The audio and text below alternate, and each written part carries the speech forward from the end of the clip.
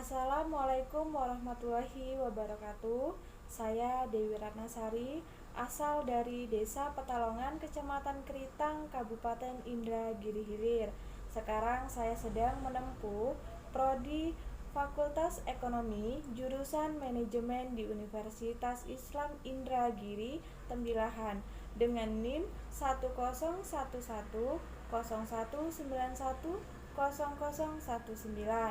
Baik, di sini saya akan memperkenalkan apa itu ekonomi makro. Baik, langsung saja, apa itu ekonomi makro? Jadi, ekonomi makro adalah ilmu yang mempelajari tentang ekonomi secara keseluruhan.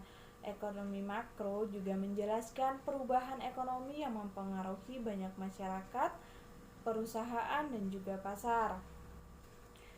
Lalu, ekonomi makro juga dapat dipergunakan untuk menganalisis. Cara terbaik untuk menganalisis target-target kebijakan seperti pertumbuhan ekonomi, stabilitas harga, tenaga kerja, dan keseimbangan neraca.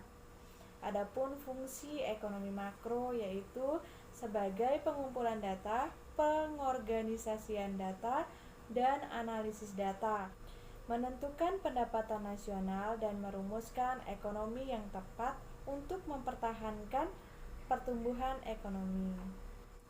Baik, selanjutnya saya akan bacakan 10 pertanyaan berikut dengan jawabannya. Baik, pertanyaan yang pertama yaitu apa itu ekonomi makro? Jadi, ekonomi makro itu adalah ilmu yang mempelajari tentang perekonomian sebuah negara secara konferensi. Pertanyaan yang kedua, lalu apa tujuan kita mempelajari ekonomi makro? Jawabannya adalah tujuan kita mempelajari ekonomi makro adalah untuk mengatasi gejala perekonomian. Pertanyaan ketiga, mengapa biaya hidup semakin meningkat?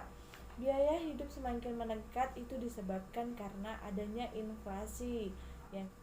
Selanjutnya pertanyaan yang keempat yaitu mengapa semakin banyak orang yang menganggur pada saat ekonomi booming? Jawabannya adalah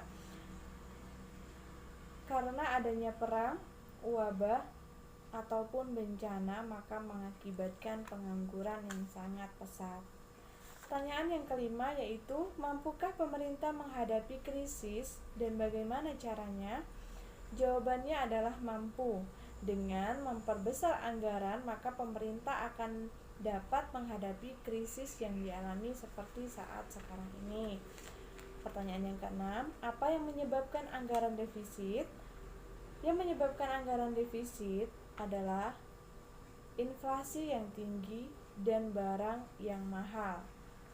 Pertanyaan ketujuh, mengapa negara adidaya yang memiliki perdagangan tinggi namun masih defisit anggaran? Hal itu dikarenakan banyaknya pengangguran dan inflasi. 8. Mengapa banyak negara yang miskin? Jawabannya karena pengangguran dan produktivitas yang rendah. 9. Kebijakan apa yang tepat untuk negara miskin? Yaitu lapangan kerja dan harga barang.